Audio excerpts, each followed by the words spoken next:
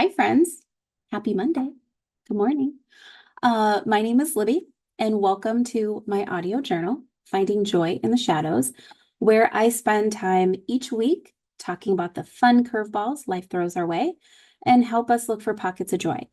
This is also an opportunity for me to continue working through my own stuff while also sharing ways to help anyone who might be listening work through some things in your life that you might be struggling with so that we all can find joy together. For today's conversation, we're going to focus on how to cultivate a positive mindset to include more joy into our daily life. But before we get started, let's spend a few minutes catching up on some recent happenings from around the world and dive into some LPs that were on my radar last week. Last week was an emotional whirlwind for me. And almost every day filled me with so many happy feels. It was my birthday last week. And for starters, turning 45 on Friday wasn't as scary as I thought it was going to be. And I partied my booty off. I had so much fun. Anytime someone asked me what I wanted for my birthday, my answer was simple. All I wanted was to spend time with my loved ones, make memories, and laugh. Nothing more. And friends, I can happily report that I received all those presents in abundance and then some.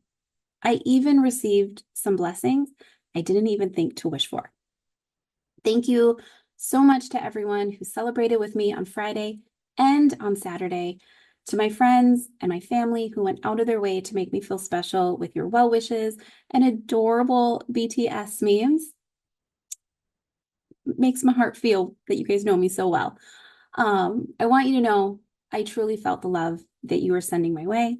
And so vielen Dank, which means many thanks in German. And I think this phrase beautifully encapsulates my gratitude. It means so much more than just saying thank you ever could. So vielen Dank. Some fun highlights from my birthday celebration included the realization that despite turning 45, I still have a lot of maturing and growing up to do, which made me feel happy. It means I'm not a full adult yet. So on Friday, I was chatting with some of my college sorority sisters at Topgolf, catching up on what we've been up to since our last outing.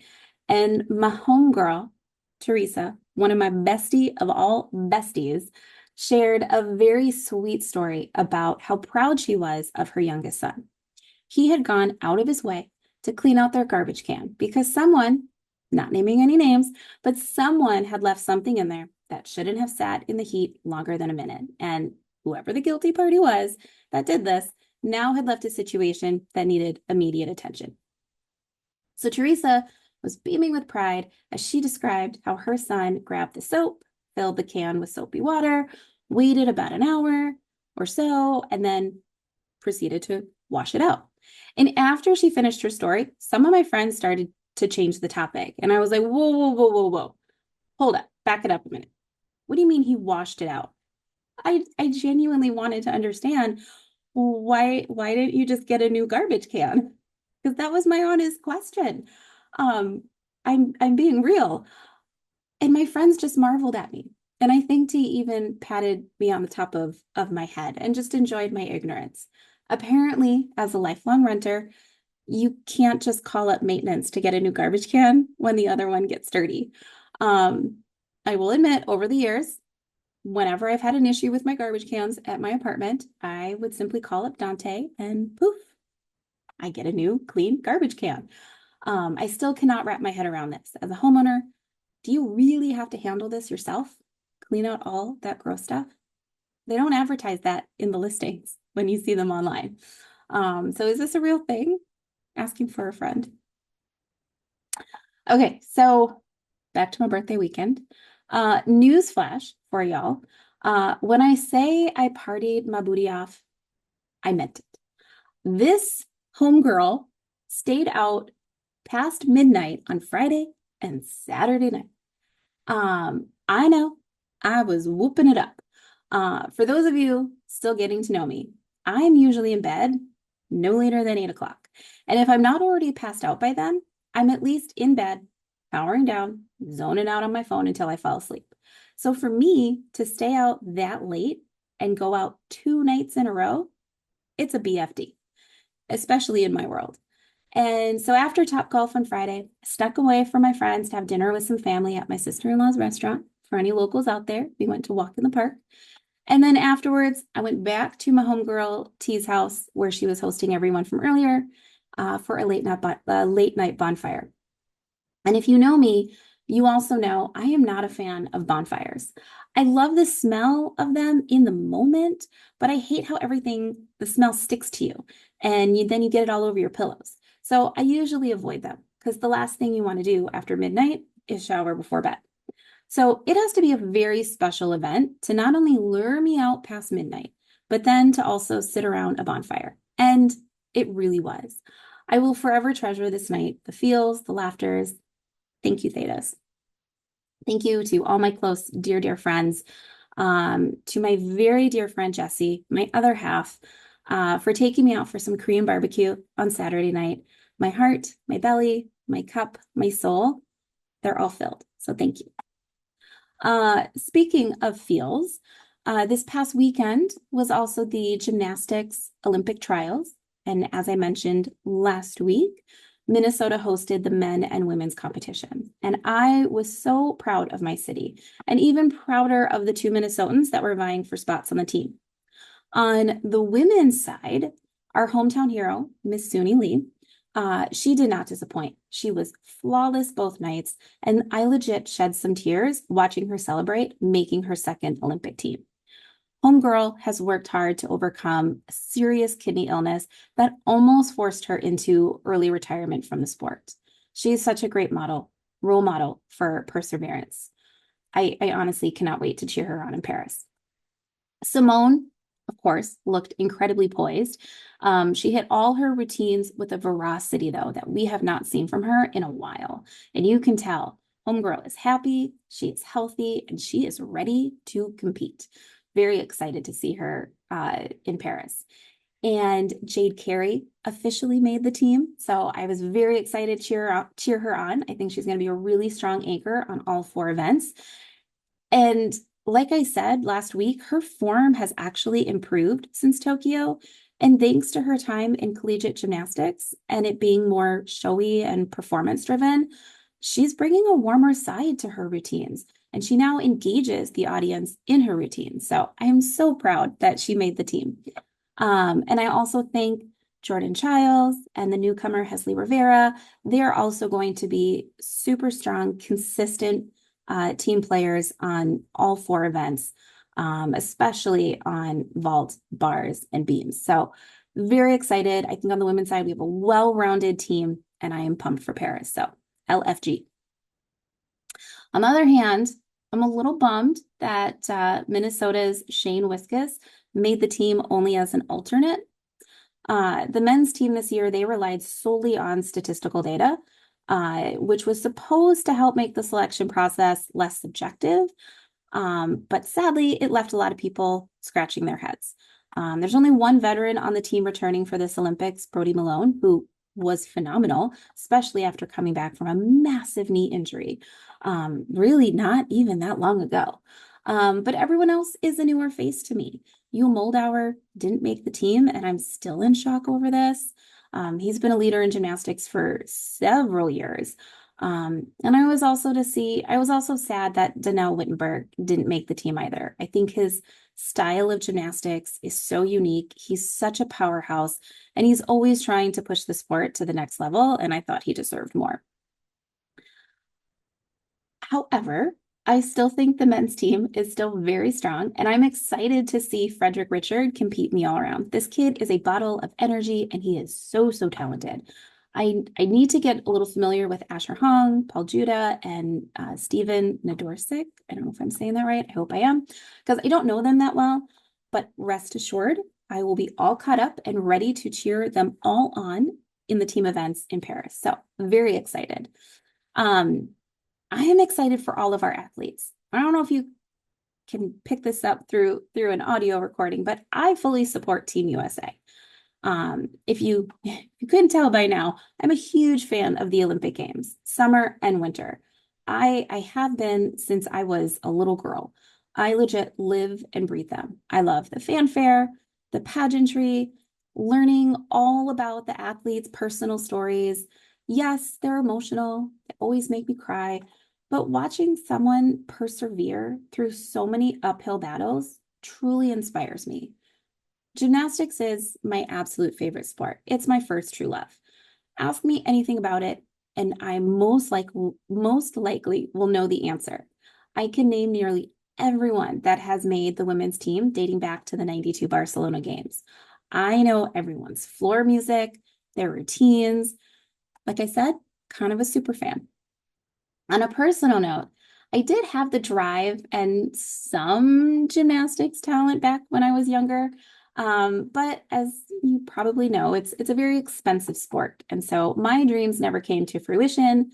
However, I was fortunate to spend 2 weeks at the Corley camp before entering 10th grade, which I think was back in 1995, I want to say, which this will forever be a cherished memory that I hold dear. I not only got to meet my idol, Kim Smeskal, homegirl, I legit had homegirl's poster on my wall, but I also got to play card games with her while I was down there at camp. And I don't think I even paid any attention to the game we were playing the whole time. I was thinking, oh my stars, that's Kim Smeskal sitting right across from me. Um, I wasn't a professional athlete. I don't want to paint that picture of myself. I could barely do a back handspring back then when I attended the camp. But my love for the sport was so strong, and I was just happy to be there. So I have no idea how my parents were able to afford it, but I will forever be thankful for them giving me that experience. Now, it's not just me that is an Olympic super fan. My bestie Teresa and I, we both love the Olympics, and it's definitely helped bond us closer over the years. And every time, summer or winter, we always get together to watch the opening ceremonies. And friends, we take the opening ceremony very serious, okay? Especially when the Tonga flag bearer enters the arena. If you know, you know. I really hope they bring him again this year. I'm not sure if he's competing, but maybe they could like bring him along for, just for everyone else's enjoyment. So go Tonga. This year, though, Teresa is opening up our ritual to a larger grouping of our friends, and we have all been instructed to dress up in our favorite country's opening ceremony uniform. And I am struggling on my choices. So being part German, I will always root for Team Germany in addition to Team USA. But now that I'm into all things K-pop and K-drama, I kind of want to support Team Korea too. So I don't know what to do. I don't know which team to pick. I did find this amazing vintage 1980s style windbreaker, a Team USA windbreaker on Amazon that I think might actually steal the show. So I'm debating if I should just go with that one. So I don't know. Decisions. I don't know what I'm going to do yet, but I will say Lulu will be sporting a Team USA hat. I know she will hate every minute I force her to wear it, but I don't care. We support Team USA. Speaking of competitions, let's shift gears from all that heartfelt, gushy Olympic stuff to a bit of Gen Z versus Gen X drama. And I don't know why, but I love this story. So apparently, word on the street, as the kids say, word on the street is Gen Z was trying to cancel Eminem. And I just think that's adorable. Love that you tried. So let me break this down for you. Let me break the drama down for you the best way I know, which is Gen X style. So the 411, for anyone who doesn't know, we used to have to call this phone number to find out someone's phone number or to get information. So get it, the information, the 411. Okay, so now that everyone's up to speed. So the 411 on this battle started when a random user posted a comment on TikTok, which has since been deleted, but they referenced a lyric from one of Eminem's songs, Love the Way You Look. And the specific line in question was, if she ever tries to effing leave me again, I'm gonna tie her to the bed, set the house on fire. Okay, I get it. Not the friendliest of lyrics, okay? I get it. But this supposed TikToker was also not happy with it and declared, yeah, we need to cancel him. And the whole thing blew up from there. Before we knew it, hashtag cancel Eminem had gone viral. On one hand, Gen Z, I get it. I really do. It's not the best line, especially when we view it through today's lens. And I can see why someone might question how anyone, especially a female, could support an artist who says stuff like this.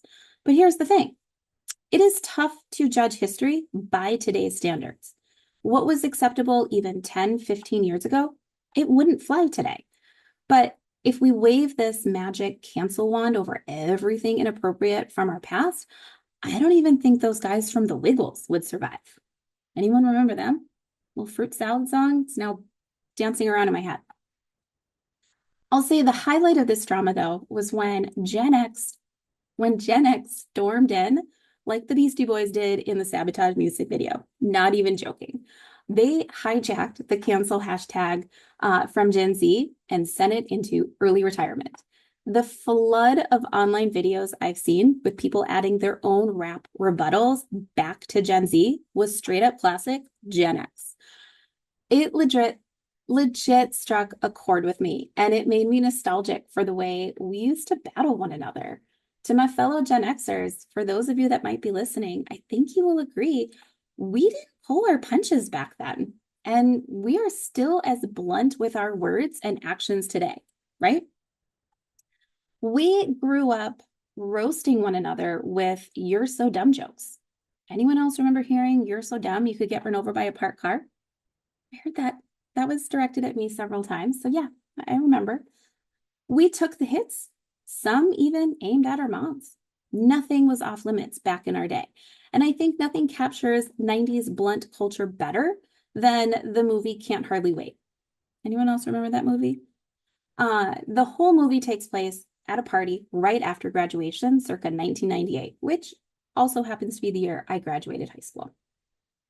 And it's filled with yearbooks, teen angst, and seeing the nerd finally get his win. It's a 90s cult classic. And my favorite scene is at the beginning when they introduce you to the character Denise Fleming. And they introduce you to her by showing you her senior portrait along with her yearbook quote from Oscar Wilde. And it really was a 90s mantra. It read, "A true friend will stab you in the front."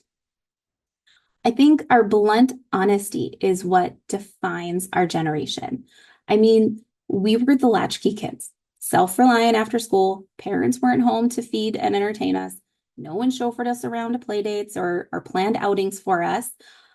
We had to hop on our bikes and ride to where our friends were, no matter how far they lived away from us. And if that meant riding alongside a busy two-lane highway with no helmet on, well, then so be it. That's what we had to do. Anyone else grow up with maybe a parent saying, "Keep crying and I'll give you something to cry about," or "I brought you into this world and I can take you out"? I don't know how many times I maybe heard that growing up. Yes, times have changed, and I love the progress that Gen Z is pulling us towards, but that unfiltered approach is what shaped our generation and our idols. This was the culture Eminem came up in. So yeah, it is important to know a little bit of history before jumping to a conclusion. Eminem is a true lyricist, and his raw talent cannot be taught. He writes from a different perspective to convey a story, which can make some people uncomfortable. But I love that he doesn't shy away from controversial topics. And I love the fact that he is still pissing people off today. Warms my icy cold heart. So point goes to Gen X. I'm sorry, Gen Z. I love you. I do. But you lost this one. All right. Did anyone really think that I would get through this portion of the pod without mentioning a BTS story? Well, if you did, that's just adorable. I had a really funny BTS experience moment last week, and thanks to my homeboy V. And for those of you who haven't already heard me tell the story, I'm going to reshare it. So picture the scene. I had scheduled an introductory meeting with a partner for my real job, the one I get paid for, Someone I had never met before, but I had sought them out for a strategy session on some accounts. So I opened my Zoom, and guess what? He wasn't there yet. So while I'm waiting, I see a Weverse notification pop up on my phone, and all it said was V poster type 1. Had no idea what it meant. I thought maybe it had something to do with Jimin's upcoming solo album, maybe. So since I was waiting for my guest to arrive in Zoom, I decided I'll just go ahead and click on the link. And just as the link opened, as luck would have it, my guy enters the Zoom. At the exact moment, a picture of V leaning against a wall with no shirt on is staring back at me. Now imagine my face, okay? V, who I've learned in the last year and a half, is usually very reserved and conservative. And out of nowhere, with no warning, bam, half naked right in front of me.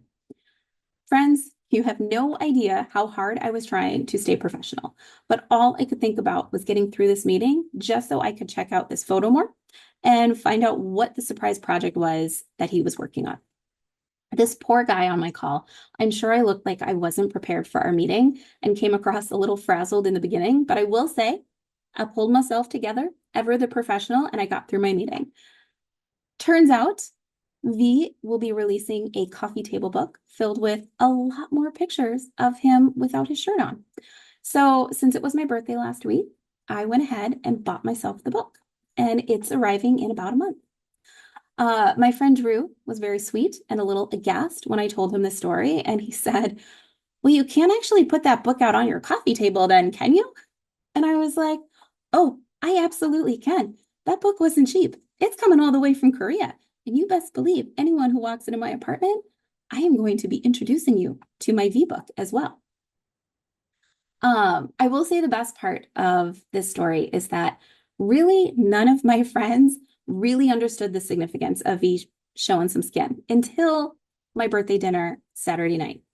My friend Anna joined us, and she's well versed in all things K-pop, and it's a topic we've bonded over the last couple of years. So when I retold my story to Anna and showed her the picture that made me lose my mind, even she was like, "Oh my stars, I'm sorry, what? Wait, what? Go back." She made the exact same face I did. So I just want to say thank you, V. This was the best and sweetest birthday present ever. It was very thoughtful of you to think of me, and I purple you right back.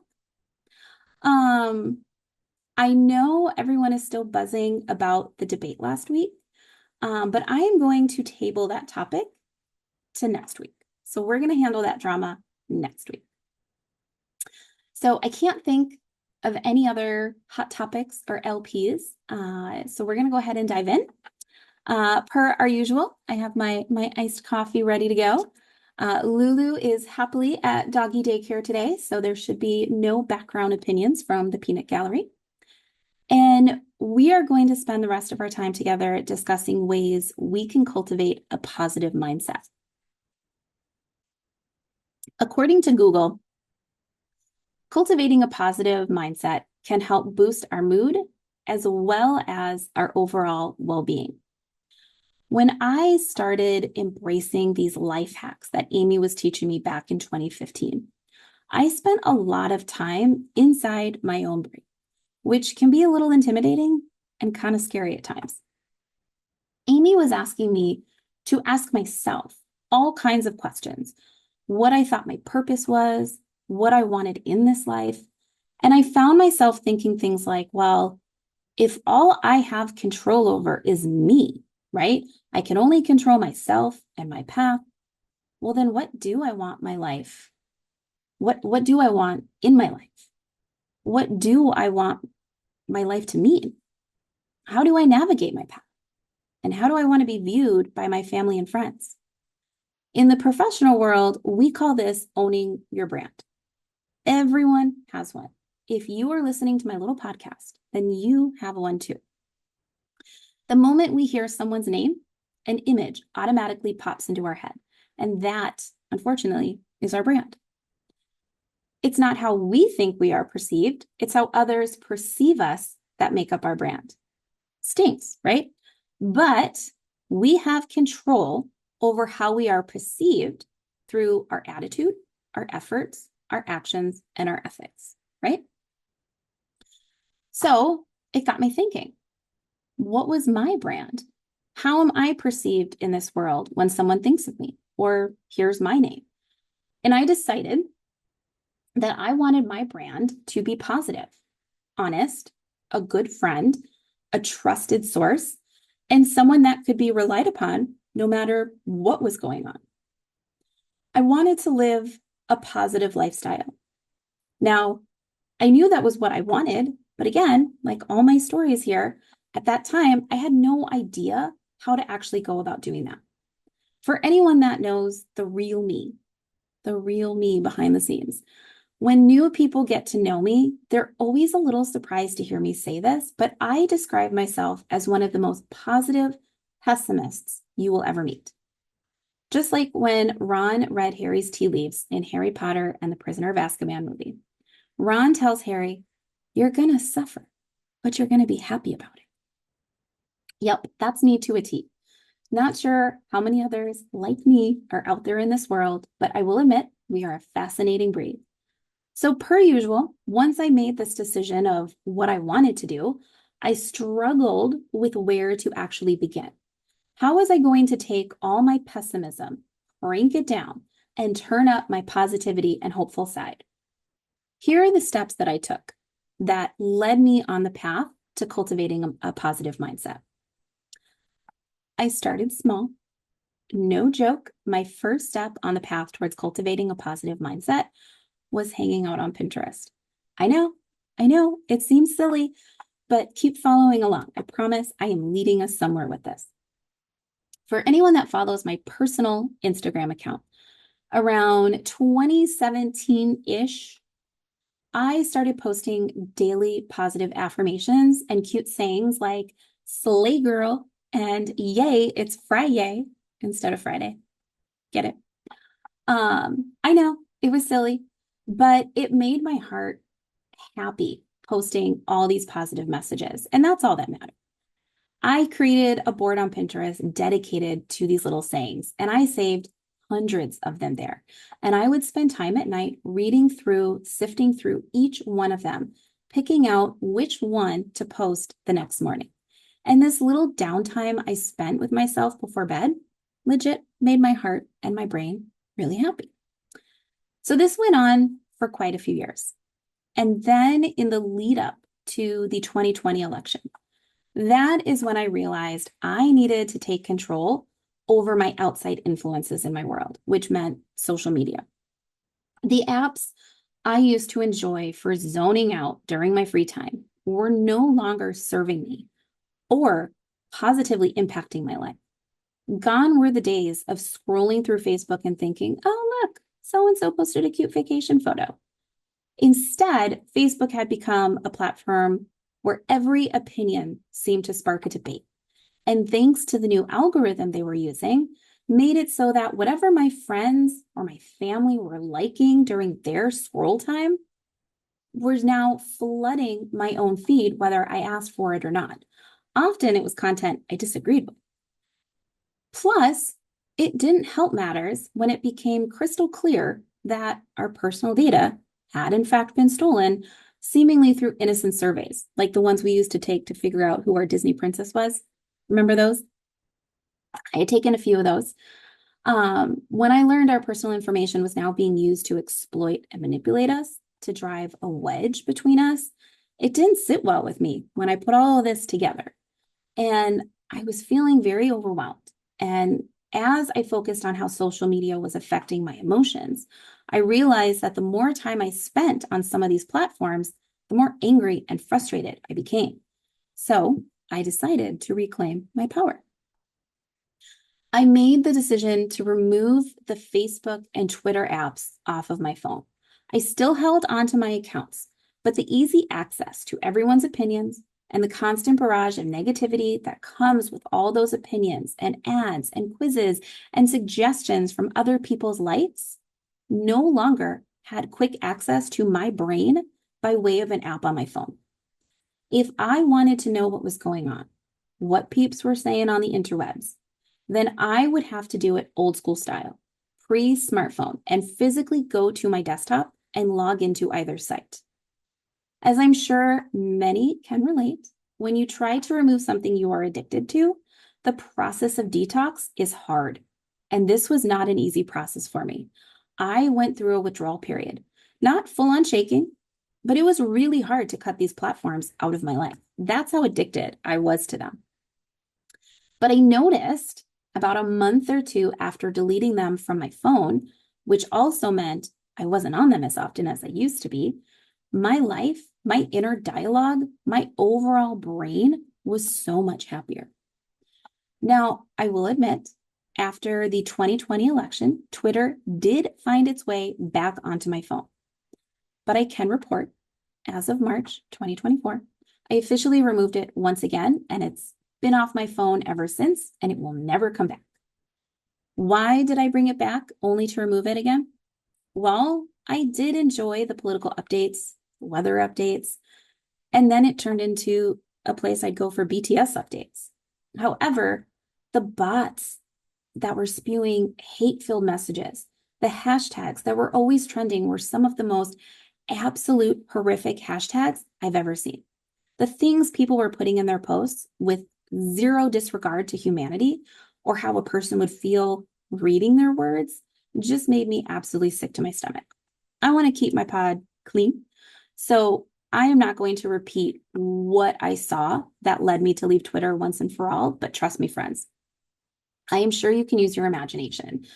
It was seeing the absolute viciousness, vile things that people were freely writing on that app that made me bow out for good. I'm done with it. If I have control over what I let into my brain, right? Well, I didn't want to give that stuff access to me anymore. I did create a TikTok account earlier this year, but if I'm being honest, it was just so I could see JK's new dance posts. I only followed like 4 or 5 people. And now that JK is in the military, that was a no-brainer to delete off my phone as well. Around 2019, 2020, I started following people like Mel Robbins, who I referenced in a previous podcast.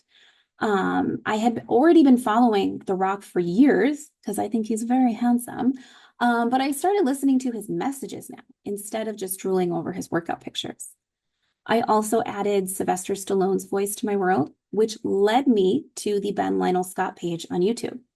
And I went all in on their messages of positivity, perseverance, and finding your inner strength. When I became a manager, I started a weekly ritual as part of my Monday motivation segment during my team meetings. My poor BDRs. I kicked off every Monday meeting with one of these motivational videos to help set a positive tone for the week ahead. Anyone who has worked in sales, or maybe as a business development rep, you know there are moments when the job gets really hard and we all need a little extra push every now and then. So sharing these videos with my team became one of my favorite ways to motivate and inspire them to overcome obstacles and go the extra mile at work.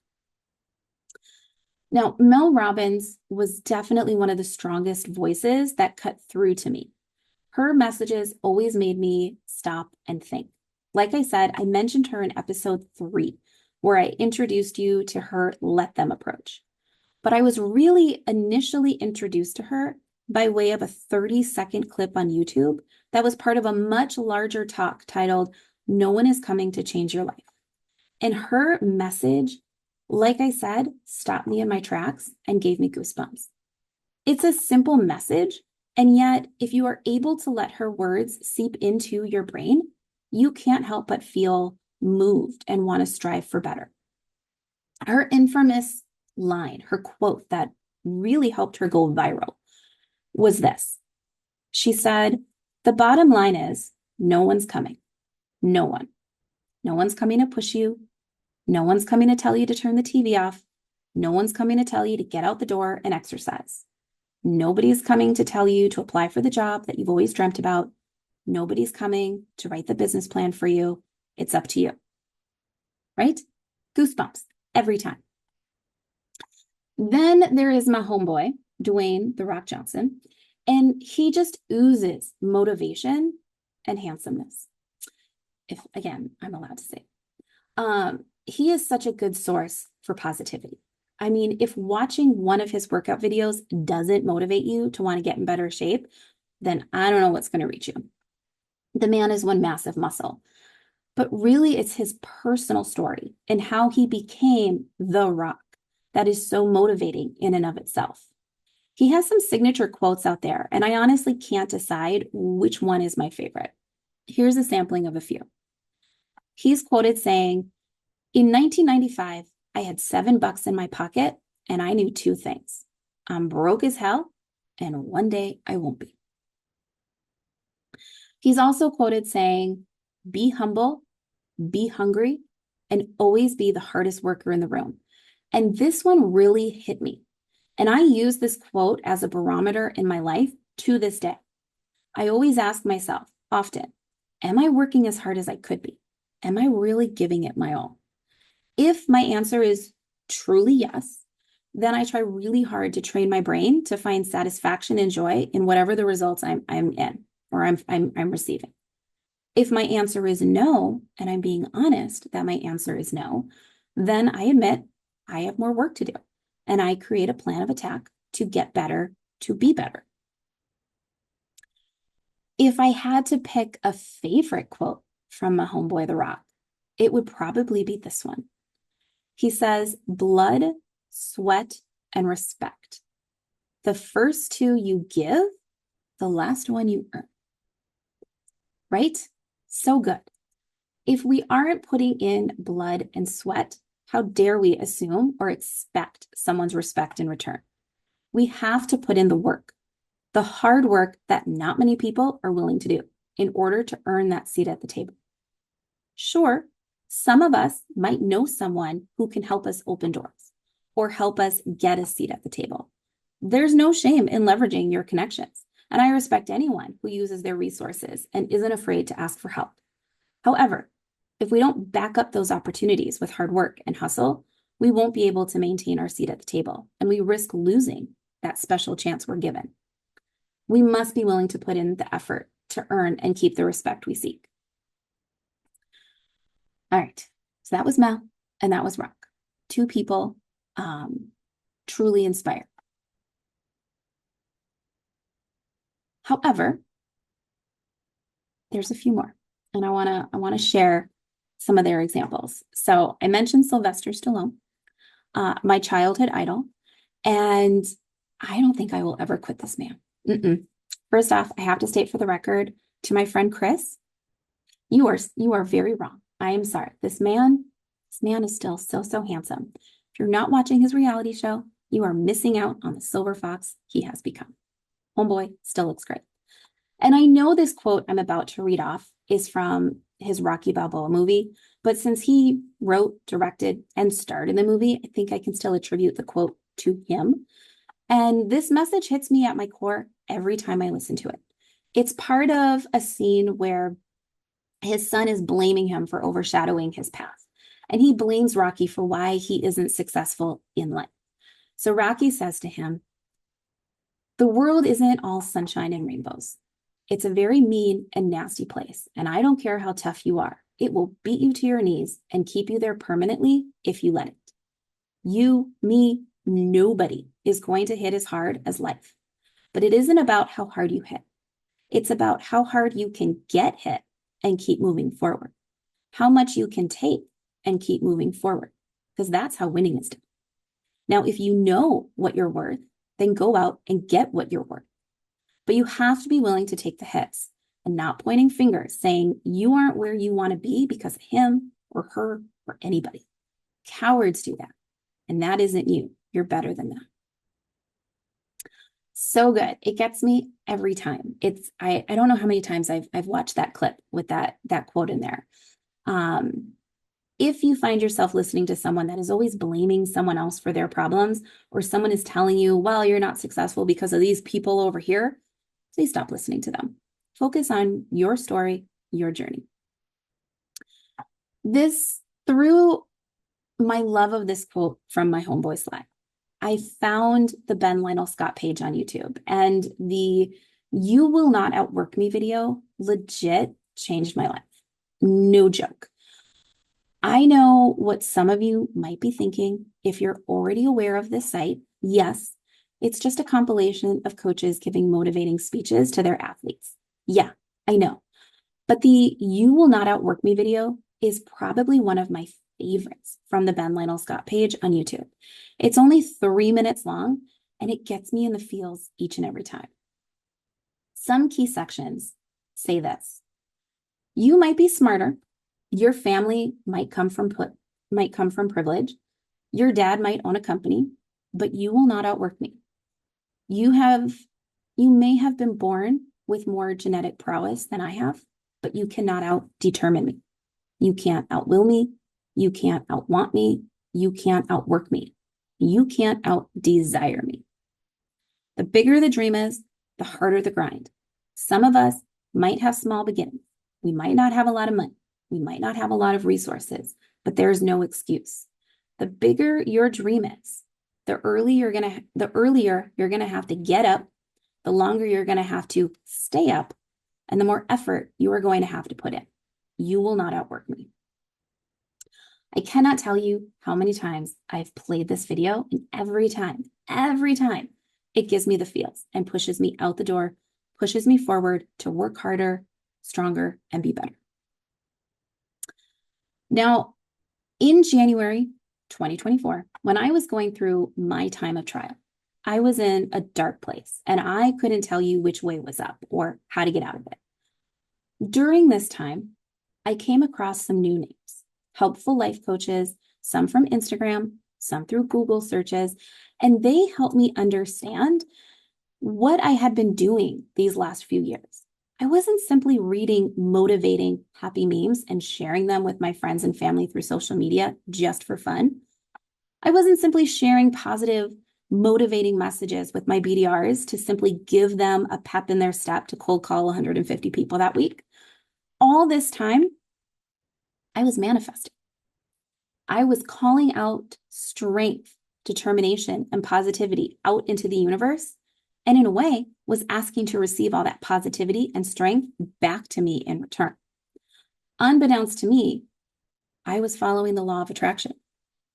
Now, the law of attraction is a philosophy suggesting that positive thoughts bring positive results into our life, while negative thoughts bring negative outcomes. In a nutshell, we will attract into our life what we focus on. Essentially, whatever we give our energy to is what will come back to us. Finally, I found a way to pull all these things together. Before, I was trying this, I was trying that, but now I was learning how to create a solid plan, a step-by-step guide, a to-do list, you could say. And you know how much I love those. The first step to formalizing a plan to help us cultivate a positive mindset is scripting.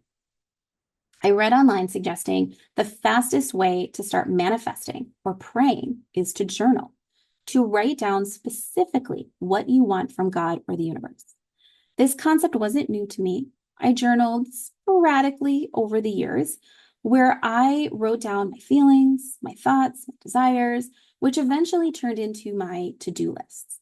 But now I was being introduced to this new term, scripting.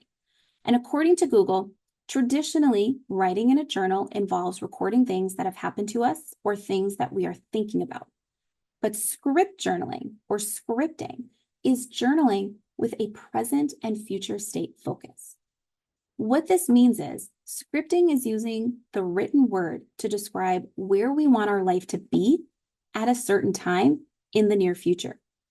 Visualizing what we want and then putting the power of the written word behind it to make our ask that much more powerful. Sound familiar? This was the exact tool I described in episode 4, My Journey to Finding Joy. This was the tool, as Lin-Manuel Miranda said in one of his songs from the Hamilton mixtape, I wrote my way out. When I needed help digging out of my hole, my dark space, I used this technique to write out what I wanted my future self to look like instead of the very sad version I was. Every day, I wrote new entries and reread my previous entries. I read them over and over and over again, visualizing my happier self. visualizing how it would feel to be living this happier version of myself. Instead of spending time in my present state, which was sad and depressed, I was now spending time with my future self, the version of me that was already living a happier life and already receiving love. This mind shift alone was so powerful. But wait, there's more. Water is also a powerful tool to help aid in our manifestation and prayers. Google states using the power of water helps to amplify our thoughts, intentions, and desires.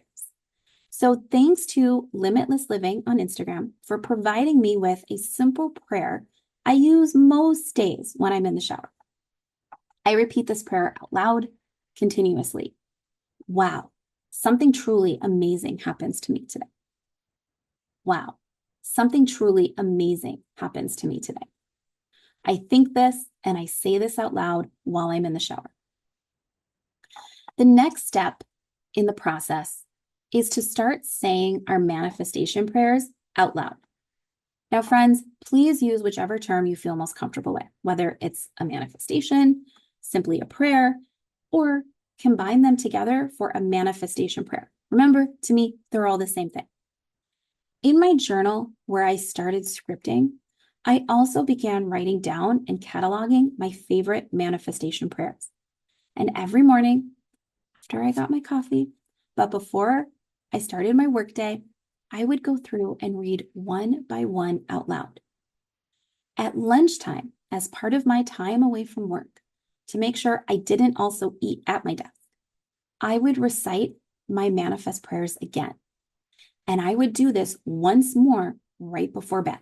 Every day, I would carve out me time that allowed me to focus on seeing myself in a positive light, where I was asking the universe and God to provide for me. Then, at the end of my day, right before I climbed into bed, I would recite my special bedtime manifestation prayers 3 times. And just as I was falling asleep, just as I was about to fall asleep, I would once again visualize my happier self. During my time of trial, I was relentless, and I will admit, probably a little overkill. But this is what I needed to climb out of my hole. I don't do all of these steps obsessively today. In fact, while writing this out, I realized it's been a minute since I last read through all of my manifestation prayers. I'm thankful I'm no longer in that space anymore where these patterns became my lifeline back to health, but I will never ignore them completely. They're always there, and I will forever be thankful, grateful, and blessed to have these steps and tools at my disposal, just in case they are ever needed again. For anyone that might be listening to my podcast, how many of you could benefit from adding one of these hacks into your daily routine? Maybe not all of them, but one of them to help get you on the path to a positive mindset. As you can imagine, once I started following certain people on Instagram and liking certain posts about scripting and manifesting and law of attraction, my algorithm started presenting similar content creators. And I came across a 30-second clip of Steve Harvey talking about creating a gratitude list. Steve Harvey explains we should write down 300 things we want from God or the universe. Whatever you want, write it all down. I've been working on my list since January 2024, and I'm only up to 85. He even admits in his video, most people stop around 75 because it's really hard to come up with 300 things. But as part of my daily routine, while reading through my daily affirmations and my manifestation prayers, I also read through this list of 300, which is more like my list of 85. But I envision myself already having these things. So my challenge to you this week, as always, baby step. Choose one of these ideas and start putting them into practice. You don't have to tackle everything all at once. Focus on one thing and start there. Also, and this is very, very important, please remember that change does not happen overnight just because we are starting to do something new. I want to set realistic expectations with you, okay? Sometimes when we begin incorporating positive affirmations or manifestation practices, we might find ourselves facing even new challenges, challenges that weren't present before. And that could make us question whether these tools are even working. For some of us, by simply adding just one of these techniques, it might instantly bring a positive outlook to your life. Everyone's experience will be different. So please avoid comparing your journey to anyone else's. For me, it took almost 5 months of consistent effort, morning, noon, and night, even during the shower, before I began to notice real improvements. So as always, give yourself some self-love, be patient with yourself, and stay committed to the process. Okay, I think I have babbled on long enough. As always, we will add to this next week. I hope everyone has a great rest of your day. I hope you have an amazing week, and I look forward to our next chat. Peace out, friends.